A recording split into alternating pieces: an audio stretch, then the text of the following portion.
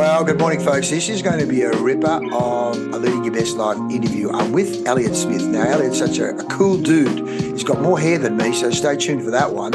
And I've known Elliot since he was just a kid. And he's had a very interesting life. So, Elliot, welcome aboard to this Leading Your Best Life podcast. G'day, Lee. Thanks so much for having me. Mate, you're a groovy dude, and you're going to be a dad as well, mate, which is fantastic. You announced it just last night at our meditation class. Oh, it's super exciting. It's a miracle, really, isn't it? Absolutely. Life, mate. It's an absolute miracle. Absolutely. And the circle of life, because I know your mum and dad and have known you guys since you were just bloody a whippersnapper as well. Yeah, I know. I seem to remember standing out the front of one of the holiday houses on G Street in Lancelin, having a chat with you and Dad and a few of the other guys. And, I thought this guy's interesting. He's got a lot of energy. Slightly loopy. Exactly. No, it's good. Yeah, great. Well, we'll get to that. So, Elliot, let's start. Tell us a bit about your background. What's been the Elliot Smith journey, talking of mum and dad and all that stuff? Yeah, so grew up in Perth in a very lovely little family of six, 3 siblings. I'm the second of which. Yeah. And got given a drum set for Christmas when I was just before I turned 12, and fell in love with the thing pretty quickly. 12, yeah. Yeah, it made a lot of sense for me. I'd already always had a bit of an obsession with rhythm in general.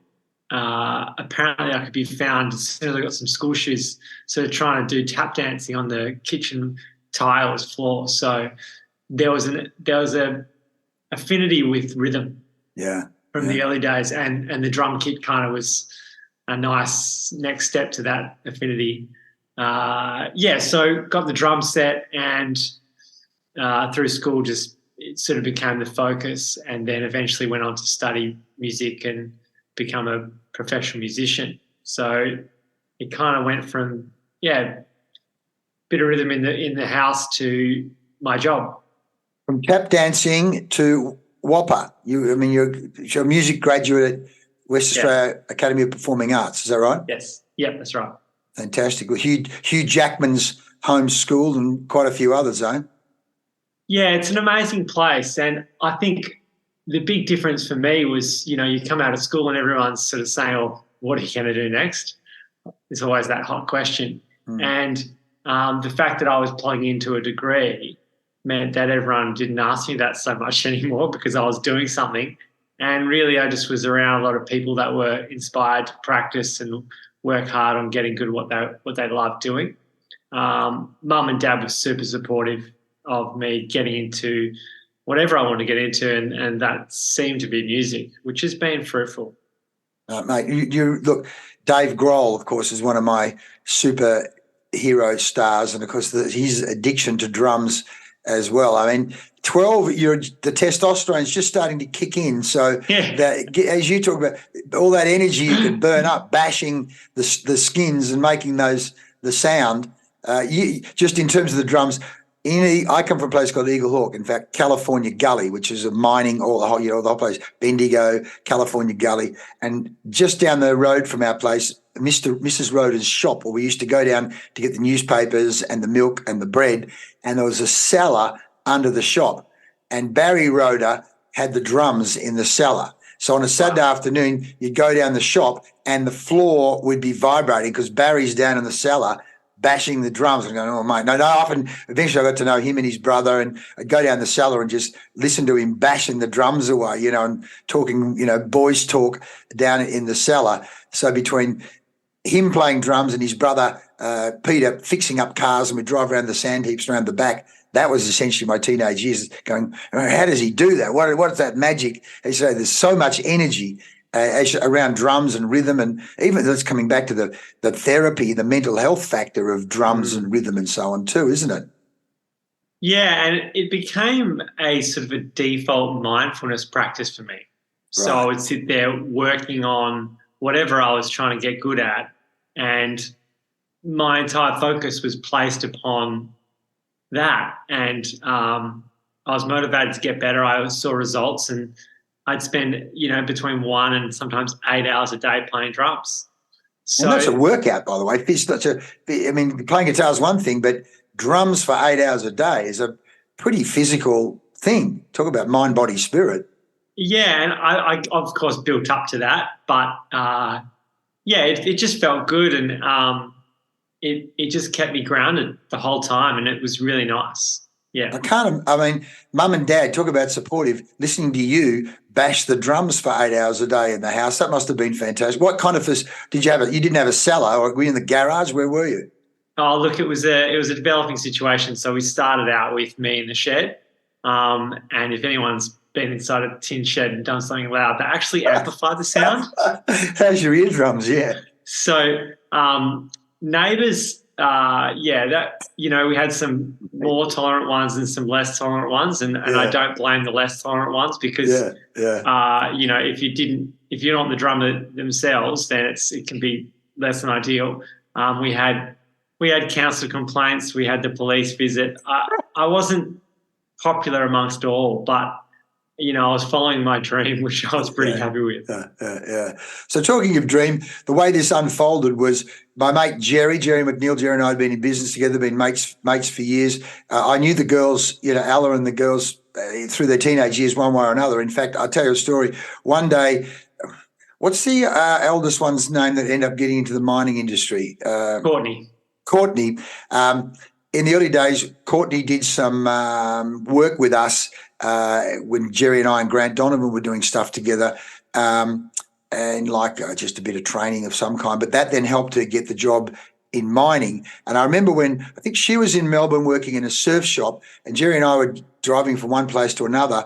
And so Courtney would have been, I don't know, 18, 19, 20, whatever she was.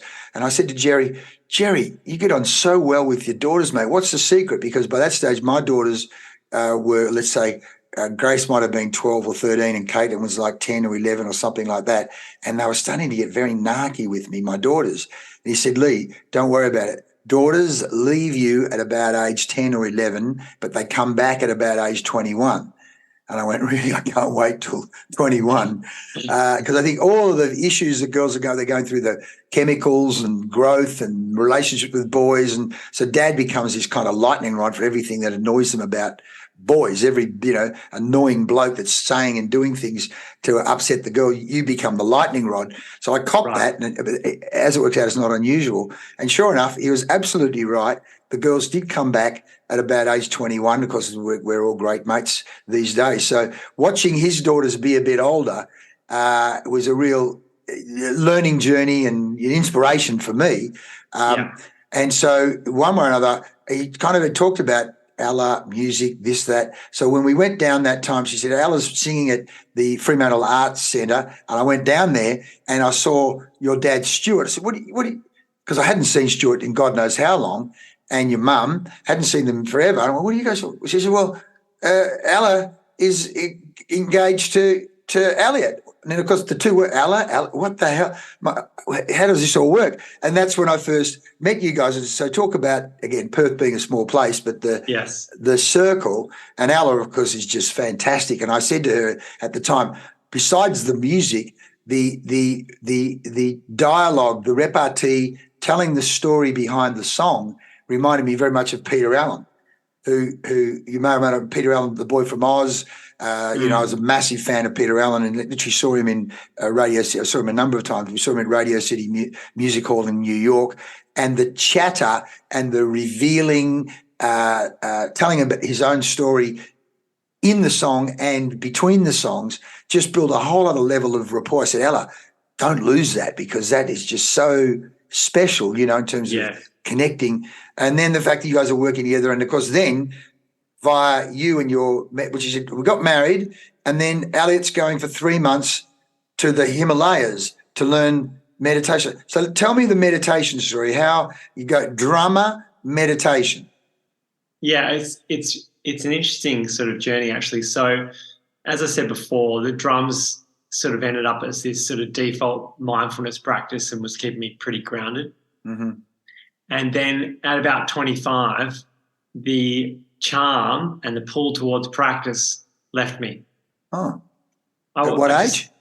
About 25, 26, maybe really? coming over 20. Like, it just slowly started to peter out, where I just didn't. I'd done, I guess, about 15 years of it, and I kind of achieved a lot of the things that I was looking to achieve. Always looking for the bigger gig, and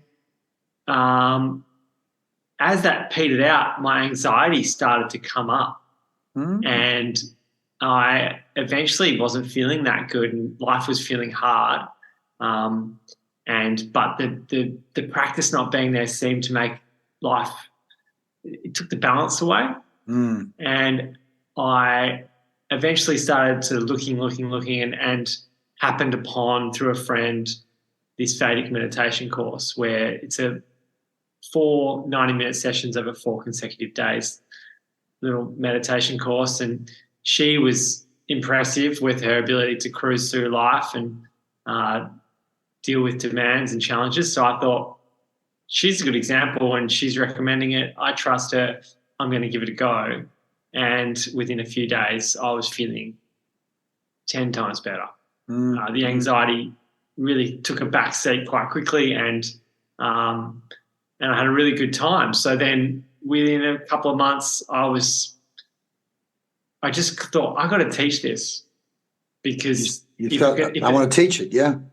If it could help me, then it could help others. And that was motivating. So I checked it out and looked around, and the sort of the purest, most real deal way of learning was to go to the Himalayas for 3 months with a guy called Tom Knowles, who actually brought Vedic meditation and is the master himself. So I got to go study with him for 3 months, which is intensive. We did 14 hours a day of meditation for the middle month.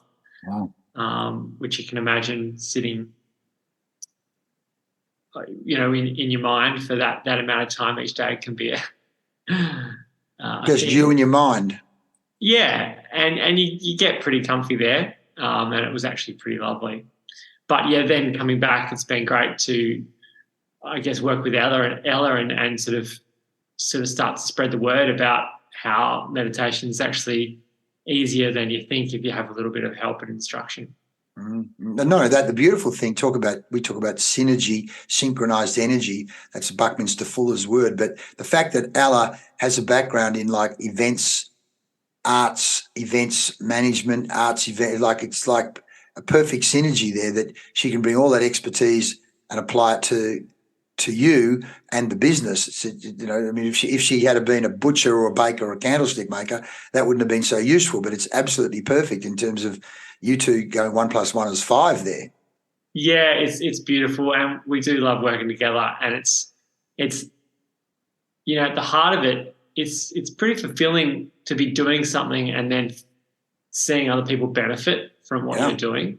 It's super motivating, and creating the little community that started is just, last night at group meditation we had 8 people, and we've only been going for a couple months really. So it's just beautiful to see it building, and people come because they're motivated to, start some kind of mental hygiene practice, and it works, and then that's, good on them for pushing open that door.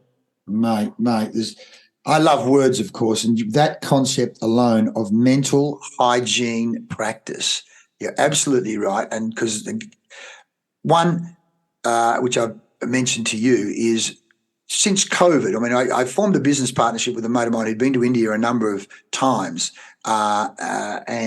and he's always about, you've got to turn the eyeballs inwards, and I think you're operating at too superficial a level, and you need to go deeper. And I just go, a load of bullshit, and but then I did start to listen to meditation on YouTube. I do 5 minutes and 10 minutes here, and then literally I started recording my own, particularly in and around affirmations, because one, that guy Joe Dispenza, that if you know the guy Joe Dispenza, and that whole linkage between thoughts, feelings, internal chemistry, to the point, where obviously I've known way back in the 80s when I was doing my master's degree, I got involved with a psychologist. In fact, two psychologists. We ran stress and health workshops, stress, health, and wellness workshops, and I got those guys. Ross in particular did a kind of meditation stuff, which I went, oh, that's Ross's thing. He's been to India, but I'm a fitness guy. I do the exercise stuff, and so intuitively I knew it in the wellness model. Talk about physical, mental, emotional, spiritual, and I kind of spiritual, that world that you can't see, the world of vibration. It's like yeah, but we know there's more to this world than meets the eye, my friend, and all that stuff. But it's only recent time I started to do these meditations, and I did start to go, well, I'm calmer. There's no doubt about this. And then listening to Sadhguru and listening to all that whole philosophy, and it's so useful. So I knew already that I was getting benefit from morning stillness, but doing what you have taught in terms of the Vedic meditation, and again, I wanted my son to do it with me, James, and he was only too keen to do it. The whole idea of the mantra, which as you said, you chose based on the person, where they're at and what they want and so on, and shutting off that conscious mind, or at least doing its best to go deeper, the level of, as you say, hygiene, cleaning out basically a lot of the bullshit, stuff that's going on, that mental chatter has been quite profound. And I say to people, it's nothing new, because the Indians have been doing it for 5,000-10,000 years, but it is new to me. And it is new to James. And James had said after the very first night where you had given him his mantra, he goes, I've never felt so relaxed. So to get that, he said that to me. Yeah, we got our money's worth in that one statement. Let alone the journey with the group over the 4 days. And James and I, well, he lives in a different house, but we know we do the 20 minutes in the morning and 20 minutes at night. It's quite profound, but I'm talking about it and raving like a zealot, an evangelist on this, but it has to be experienced, doesn't it, Elliot? So yeah. Your thoughts on what I've just said. Well, that's the interesting thing, and it's nice with James's report there, is I've never felt so relaxed in my life. Now, I gave him just a little bit of instruction and gave him his mantra, and he had that experience. People think meditation is really hard. People will think that meditation is this thing that you need to get good at over 20, 30 years. It actually works first time for most. and it's extraordinarily easy with just a little bit of guidance. Yes. And for an anxious mind, for a mind looking to squeeze a little bit more joy out of the day, whatever it is, it always seems to work. But yeah, it's good. Well, let me just go, because now you've got me thinking. I'm going to share my screen because there's two things. The first thing was I had your website up there so people can access meditation with Elliot and all of the great things that are there on the website, folks. So go check it out. But in terms of benefits, as part of again, I said the Joe Dispenza thing, and I literally I'm just going to pull up in what's his bloody name now? I've forgotten his name now for the moment. Tools of Titans. What I did was Tim Ferriss. He said 80% of the people that he interviewed meditated in one form or another. I went, what the hell? And so I actually world leaders, high level performers, and all those types of cats. And that's right. So I've put a document together, mate, and I'll gladly send it to you. Here it is: 10 companies that practice meditation. Google search Google have what they call an Inside Yourself Institute. From Murdoch to Ray Dalio, here is: meditation more than anything in my life has been the biggest ingredient of whatever success I've had, which is Ray Dalio, billionaire founder of Bridgewater and Associates. And it goes on and on and on. Tim Ferriss and the 90%. He'd say, what is it? Despite the fact that there are people from tennis to surfing to cryptocurrency to whatever, like any field you can imagine, which are some of the best, some type of morning mindfulness or meditation practice would span, say, 90% of the successful people. But at the heart of it, meditation is a simple practice. It's about training the mind, control. Mate, there it is, Inc. 11 wildly successful entrepreneurs who swear by meditation. Jerry Seinfeld, Oprah Winfrey, Huffington, Ray Dalio. Look, you can see I've got proof coming out of so I'm happy to send that to you, to use as well, mate, to save you the time, because I want to go, is this a bit of bullshit or what, But it's just unbelievable. I'm just saving you having to say all of this stuff.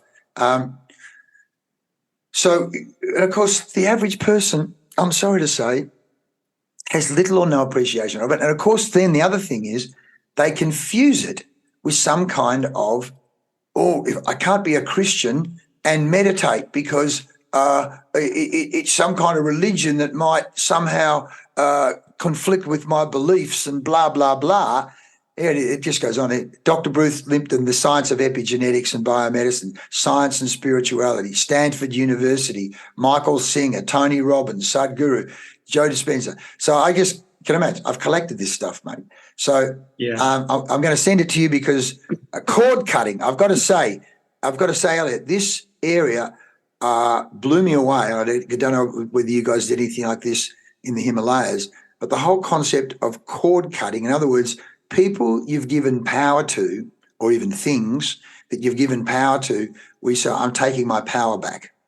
How super important that was, that I hadn't realized I'd consciously or unconsciously disempowered myself by giving power to people that, at the end of the day, in many ways, of course, you give people power, sometimes they use it back against you in ways that aren't so useful. So, mate, thoughts, comments on what I'm just revealing to you in this kind of information that I've gathered here? Yeah, the cord cutting thing's an interesting area. So a lot of that stuff has to do with sort of personal storyline and identity. Yes. That's been sort of built in our experience through life. So interestingly, when we meditate and use our mantra to dip below the layer of thought into what we call transcendence. Transcendence just means to go beyond, and in this case, go beyond thought. Interestingly, in that field, in that space that you dip into, that you need to have an experience of it to really know what it feels like, but it feels a little bit like before you go to sleep. Yes. The cord cutting idea is interesting because in that space, the whole sort of storyline of life sort of disappears.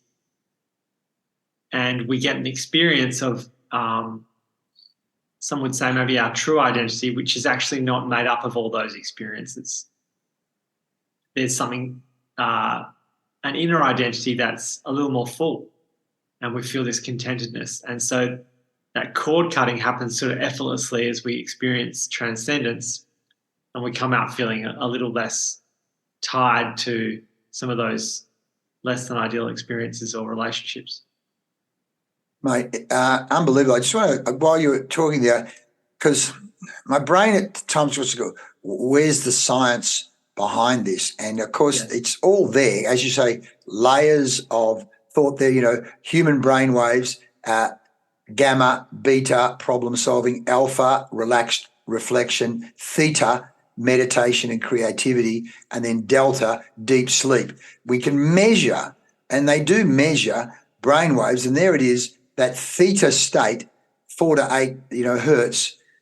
We go into meditation. 1, we're beyond relaxation, and 2, we're actually getting into literally that creative state. Now, I read a book years ago, and I can't remember the name of it now, where the guy talked about, I mentioned it to you guys, Thomas Edison would be inventing something, be stuck on a problem, let's say the electric light bulb or whatever he was doing, because he had like that tens of thousands of patents. It was incredible. He would sit with a rock between his knees and a tin lid on the floor, close his eyes and go into relaxation and ponder the problem. And what he knew was he didn't know he was getting into theta brainwave state, but he knew if I went too asleep, I'd go to sleep, my knees would open and the rock would fall and hit the tin lid and wake me up. So he actually trained himself to essentially go into that meditation and creative state. And in that state is where he solved and invented so many of his inventions. So as I said to you, my thinking is we do the 20 minutes, and in that last 2 minutes, I'm thinking, okay, what's happened in that meditation? Because half the time I don't even know what's going on. I'm in that state. Sometimes then your brain comes out and you're thinking of stuff, and then you go back into the mantra. But I've got pages and pages of notes of ideas in terms of either podcasts or what to do with clients or money or a whole range of. Where is my? It's all over the place here at my desk. It's so useful. Now, on the other side of that, if you look at a podcast, when the Rolling Stones were recording "Exile on Main Street," they'd be working on a song in that French chateau.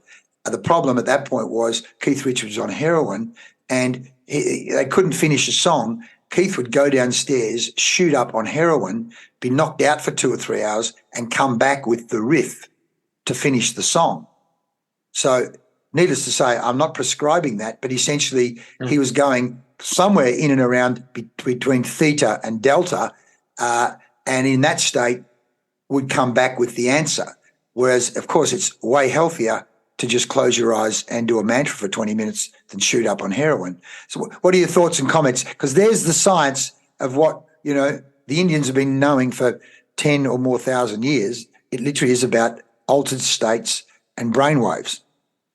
Yeah, it's great stuff. I've actually spoken to a few really talented painters about them getting into the zone. Yes. They call it the zone. Yes. And one of the things that they describe to me is when they get out of the way of the paintbrush. Oh, nice. Oh, which I think the Japanese have a whole thing about painting and flow, and as you say, getting in flow, getting out of the way of the paintbrush. Yeah.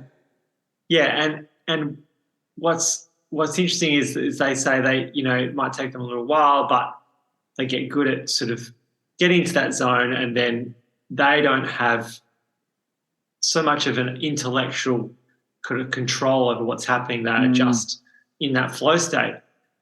The only thing is that it feels, when I was speaking to some of them, is that it's a bit random, and they're sort of hoping that they get there. Right. And of course, when they practice it every day, they do get better at it. But if you don't have a painting practice and you'd like to apply it sort of a bit more wider in life, then the technique of meditation or of Vedic meditation actually gives you a system and a technique to dip into that every time. Yes. And so you get into that zone, and it's sort of not just applied to the painting, it's applied to whatever's needed for you in that day, that week. Like for you, it's what to do with clients or the podcast. For others, it might be, how to speak to their problematic child, whatever it is, or what the lock and key behind that last sentence of the chorus they're writing for their song. It could be anything. Absolutely, where they left their keys. Yes, indeed. Well, all of that, because a lot of my work is based on neuro-linguistic programming, and neuro-linguistic programming says the conscious mind is the office boy and the unconscious, subconscious mind is the boss. So in NLP, when they're talking therapy or you're talking influence or persuasion, or even certainly in music and songs, they say, why talk to the office boy when you can talk to the boss? Yeah. And the subconscious thinks in terms of metaphor, pictures, lateral.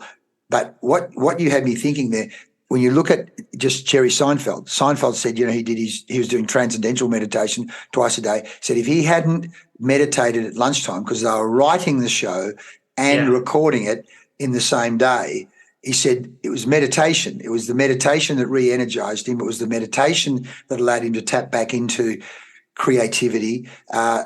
He attributes meditation as the central factor that allowed them to be so creative and so productive and so calm. I mean, essentially nothing seems to trigger Jerry Seinfeld. He's just Mr. Cool, isn't it? Yes. And his quote, one of his quotes is, you know that feeling 3 times a year when you wake up and go, oh my God, that was the best sleep ever. Yeah. That's meditation, except every time, twice a day. Yeah, great line. And the other person, of course, you've got his book on your table, is the great Rick Rubin. Talk about, Yes. as you say, systematically getting into the zone to do absolutely consistently brilliant, creative, envelope-pushing work for it's. They say 3M. 3M, the Post-it note company. They say 3M. 33% of its products are from 33% of its revenue are from products that didn't exist 3 years ago. And they've done that consistently for 35, 40 years. In other words, they've got a consistent process for being creative and innovative. It's not a fluke. And as you say, let's just take Rick Rubin, for example. Rick Rubin has the process, the meditation process, for consistently being creative. And watch any of the interviews with him and Paul McCartney or so many of the other people, Red Hot Chili Peppers and all the people, it's this calmness. Again, you say Rubin, it'd be pretty hard to trigger Rubin, I would imagine. I think, you tell me, but I think by him being doing it, demonstrating, got guys like Kiedis and Flea and all the people who've worked with him, a decent chunk of them then get into meditation themselves because they go, my God, if I'll have some of whatever he's having, yeah. Yeah. What are your like thoughts or stories on that? Yeah. Yeah, I guess when we meditate, and you showed it there with the brainwave graphs, is that we're dipping into that field of creativity, and we feel creative in that space, but it gets pulled back out and spills back over into life. And so the creative solution and out of the problem mindset they sort of switch, and you can see that Rick Rubin's just basically constantly in that space, and you're affecting everyone around you to sort of become in that space. Yes. They pick up that energy, and you're actually constantly giving the gift of a wider scope of awareness to everyone else. And the calmness. I think the calmness and the peace factor, which let's just talk about that for a second, because, we say, one, there's only a certain chunk of the electromagnetic spectrum that is visible, and then there's this whole other chunk that's invisible. And let's say he's radiating, as you do, as you talked about your master, the teacher, Tom Knowles, radiating that vibration, that energy, that peace. NLP says state is contagious. So when you're around anxious people, you go, why the fuck do I feel so anxious? Or, but when you're around calm people or loving people, you go, why am I feeling this kind of love around this person? Because they're radiating it, let alone the whole concept then of interconnectedness with the broader universe, which again, my friend Greg Campbell has written the 700-page book called Total Reset, in terms of Indigenous peoples where everything's vibrating and living, and we're actually interconnected with it. Now, some people go, oh, it's a bit fucking spooky, Leigh, don't talk like this. But you told me the story that in terms of meeting or manifesting Allah, remember in your introductory session, you just want to share that in terms of you, anxious, then meditation, and then Allah. Yeah, it was quite interesting. So I'd bumped into her and gone, wow, she's an amazing human. Well, look at her energy that radiates, isn't it? Yeah. She's just radiating and inspiring wherever she goes. Anyway, I hadn't seen her for 6 months. It was just a quick introduction with a friend. And in January, I'd done this course in Vedic meditation, and then she came into the studio to do some vocals, and we were laughing so much about how similar we were. Wow. And then I said, oh, look, I've just done this meditation course. It's been really good. And she just went, oh, wow, I'd love to hear a bit more about that. Anyway, she texted me about a week later and said, hey, we never got to chat more about your meditation course. You're free to catch up. And I said, how's 7 p.m. tonight? And we've just, just wanted to spend more and more time together ever since. And I think the thing for me with the meditation was that I was able to sort of come back to self, feel so calm and so good that I was ready to take on and receive and give love in a really easy way, very naturally without thinking about it. And so my ability to jump into a relationship that's definitely changed my life, really, you know, after being single for 7 years and kind of not finding that love, was seamless, and it's been the best thing that ever happened. And following up meditation as a topic, and then, you know, a means to the end was really the thing. So yeah, that's pretty beautiful. Fortunate to have it all kind of rolls out and cascades like that. Well, as you say, the state you were in by that stage, as you say, the other side of it is the anxious person. How is that an attractive state? Like, because, you know, in terms of, you know, if state is contagious and you're anxious, people say, I want to spend more time with that anxious person. Like, it doesn't quite work that way. Yeah, I mean, you know, I guess when we're in that sort of flight and flighty state, our scope of awareness tends to sort of come down to more of a tunnel vision. Yes. And the peripherals, which sometimes is where the good stuff is, they're still there, but we're not perceiving them. Absolutely. So someone like Ella could have been on my peripheral, and it might have taken another 10 years to find it. And it's okay. You know, we all find what's on the peripherals that we need to eventually. But the idea of meditation and, you know, getting out of our own way a bit is that things could happen a little earlier and a little quicker and without as many bumps. Yes. As you say, getting out of your own way.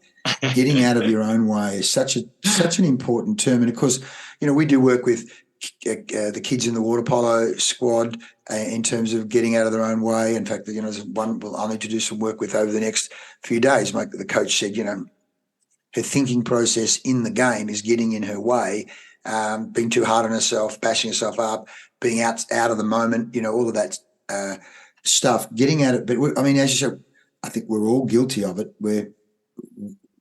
I was just coaching a business guy yesterday who's the same age as me, and we'd said, this guy, he's full of bullshit, as in he's so in his own way. We didn't quite use those terms, but it's being able to recognize that you know, my thought process, and somewhere intuitively that guy already knows it, because the other side of this is, you know, we say take responsibility for your results. If you're not getting the results you want, don't blame the rest of the world. Turn the eyeballs inwards. That whole concept. Take responsibility for your results, which really is get out of your own way. Stop listening to your own bullshit and stories, which again, in this particular guy's case, I know he's had family trauma way back. And again, that's part of what you're teaching in the Vedic meditation is, and the therapist, what happened in that years of 5 or 10 or 12 or 15, those early years. And in fact, we had an American movie star just commit suicide at the weekend. They talked about, someone said the guy, his family split up. The mother was in northern the US. The father was down in LA. They put him on the plane at age 5. The guy was traumatized by sitting next to drunks on his own. I forgot the guy's name, the guy from Friends. But all of this stuff, we've all had stuff go on in the Matthew Perry. Everybody's, as you say, everyone's got a story and everyone tells themselves stories. But part of the meditation process you talk about is clearing and cleaning that up over time. Do you want to just make reference to that? Yeah, so a big part of what we're doing in meditation is actually ridding the body of our accumulated stress. So we know that a conversation that goes badly comes up a week later and, oh, I feel bad again. And sometimes we use the word trigger. You can term it however you like. But we know we do accumulate stress over time. Yes, and it's not all in the head. As you say, it's in the body. The body. Yeah. Emotion, feeling, we feel it in the body. So that we've all felt that, and we've all felt that ability to accumulate this experience, this overload of experience over time. And sometimes it's hard to feel like we're getting rid of it. Now, in sleep, where we're getting rid of some of it each night, I'll sleep on it. I'll feel better in the morning, but we don't get rid of all of it. We know that after a week sleeping, that conversation's still bothering us a little bit, and maybe sometimes getting worse. So in the meditation, it's like we transcend below the layer of thought, and it's the smooth version of processing. Yes. And we let go of things. The idea of we get the mantra and we actually learn to let go of it rather than hold on. So we let go of control, and the mind actually has a nature to move towards greater and greater happiness and let go of these things. But we just have to take away a few of the distractions for a little while, and it happens kind of effortlessly. And we don't have to intellectualize it. Sort of intellectualizing the problem, it's sort of like fire with fire after a while. Yes. So the meditation allows us to just sit there happily. And the reason why young James felt more relaxed than he's ever felt is because he's processed a whole chunk in that one meditation. It's gone. Right. My cup's been emptied a little bit and I've got more space in it now. It's beautiful, mate. It's absolutely beautiful. And I just made the note there, there's friends of mine who are so busy in their mind, the monkey mind running around all over, and in fact addicted to being busy. Somehow, their identity is, I'm so busy, which I literally did a podcast on it this morning because I was speaking to a mate of mine on the phone as I was driving home from the beach. And this mate of mine, he and I have been mates since 1976, water polo, and he came over to Perth in the early 80s to hang out with me. And as I said in the podcast, we were sitting I'll never forget, we were at the lake in Shenton Park going for a bit of a walk, and we're sitting down. He goes, Leigh, everybody walking a dog is actually a spy for ASIO and they're spying on me. What? And Telstra vans, they're actually wanting to try and kill me. I went, what the hell? Now, in my master's thesis, I was working with a social psychologist, and we were looking at a model called the Rappaport model, which talked about the relationship between family, work, and leisure, and how each of those provide, I called it oxygen, to help you stay afloat mentally and physically, to help you feel well. Sure. And in this case, my mate, his family wasn't that tight, and certainly leisure. By this stage, he'd stopped playing water polo, and his whole world was work. He lived and breathed the drama and the excitement and the status and the power of work. And for some reason, it was in and around politics. Him and his boss got sacked. So he was essentially cut out of this universe that he was living in, and he had a breakdown, a nervous breakdown, the anxiety. So in the fighting that led up to it, I'm sure there was heaps of anxiety, stress, anxiety, and they lost the fight. And so he literally was suicidal. In fact, he did attempt, So there we were today talking about fight or flight, because, we'd spoken about fight or flight. And I was telling him how the value I'd got from the meditation, which he had done. He said, I did that years ago. I've stopped doing it. I said, mate, well, so these people say, I've done it years ago. It's like saying I swam 10 laps 20 years ago. It's not quite, because I love the quote from Aristotle, we are what we repeatedly do. Excellence then is not an act, but a habit. And if we're talking about excellence in peace, excellence in harmony, excellence in mental health, mental hygiene, it's the habit, which of course is what you're teaching. So again, I'm just an evangelist telling all my mates, I can see you want to tell me, respond. No, look, I had a pretty great experience when I was about 12. That sort of, I learned that thing of, okay, daily practice makes a big difference. Yes. I kept coming third in the running race. All right. And I said, Dad, or fourth, I think I was coming fourth. So, those little tiers and I wasn't even standing on the box. On the yes. First, second, and third would get a spot. And I would just, with my whatever coloured ribbon, would be off the box on the grass. And it was, being a competitive young lad, it wasn't working for me. So I said, Dad, this is not what I want to, at least get on the box. And he said, well, why don't you practice? These other kids are not the greatest athletic kids in the world. You just need to do a bit of practice. I said, oh, I don't know. He said, look, we'll go down the park and we'll run a 400 every day. Wow. So I ran a 400 every day for about 3 or 4 months. Mm. I won everything that year. Oh, that's a beautiful story, mate. Including the long jump, actually the discus too. And, I didn't actually become, a world-class athlete. That was never going to happen. Yep. But I learned a really important lesson really young, that if I did something every day, and I didn't have to push too hard, just go and show up at this thing every day, then I'd get a little bit better. That sort of transferred over to the drums. Yeah. And I became a professional drummer by the time I was 19, playing with symphony orchestras and touring the country, and it was all good.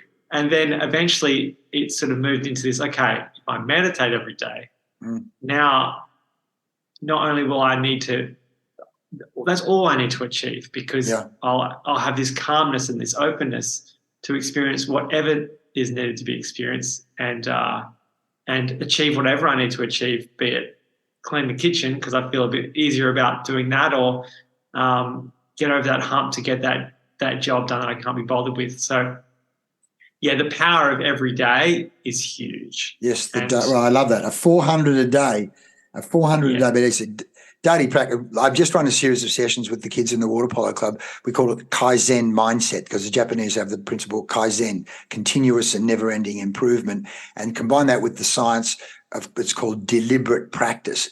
There's practice and then there's deliberate practice, whether it be golf or guitar or drums or singing or sales or, presentation skills.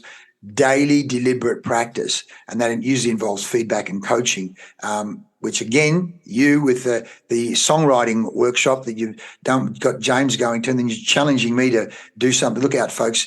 Elliot is challenging me to write songs. To talk about deliberate practice, it's going to be 3 words and 2 chords. We'll start with, E and G or E and A or something. We'll see where that goes, C and G maybe, go crazy, Leigh, Oh, the rock and roll coach is coming. I'm loving it. I can't wait. Stay tuned, Australia. So I love to ask people, talking about leading your best life, what are some of the books you're reading at the moment, Elliot? We say, leaders are readers.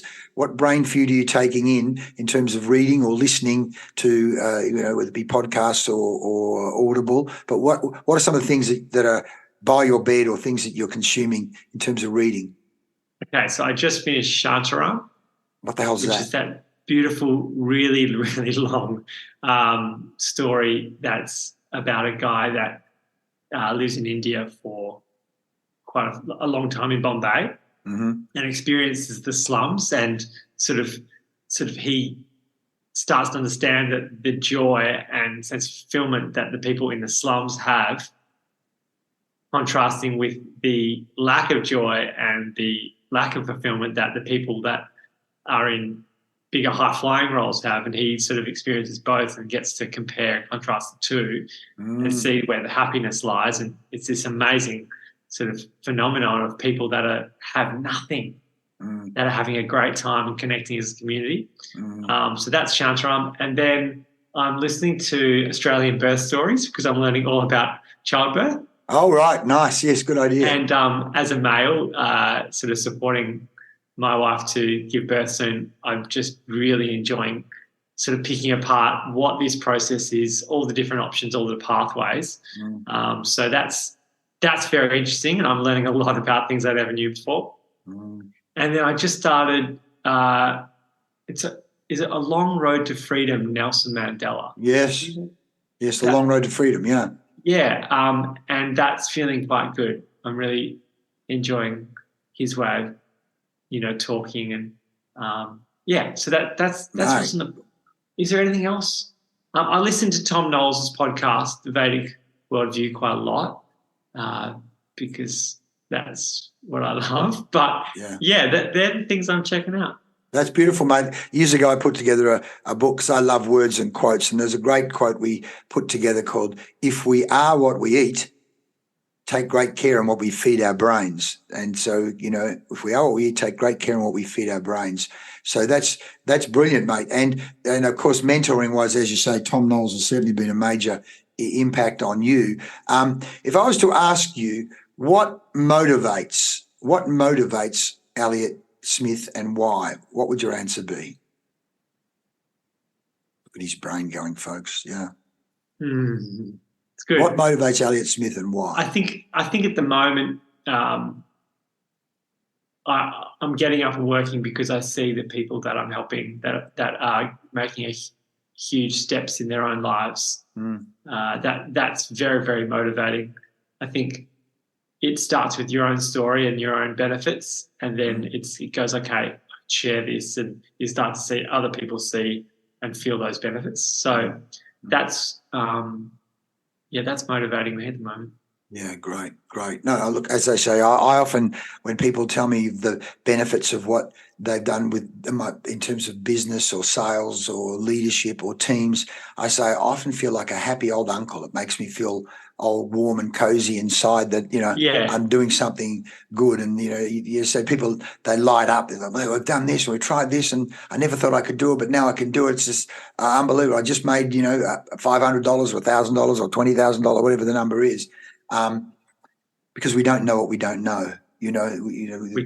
We don't know what we don't know, and certainly in regard to this mental hygiene, and as you say, a daily mental hygiene practice, what that actually does, and you can talk about it, but it has to be experienced. You have to actually do it, and the very factor of one of my business partners, James Sutherland, and his wife Kath Sutherland, they've been to the Tibet and India a number of times.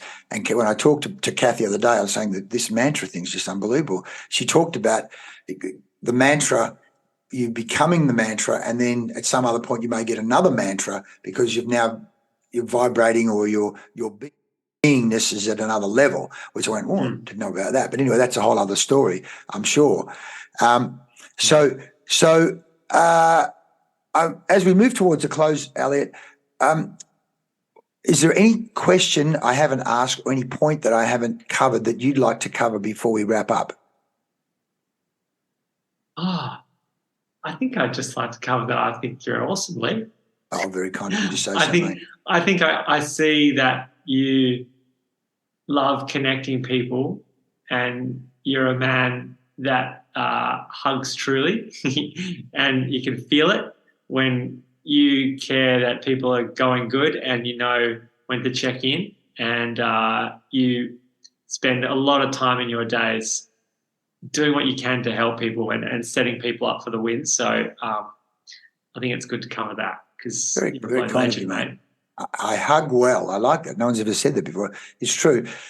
Hugging is so good for everybody's health, both the giver and the receiver. Yeah, absolutely.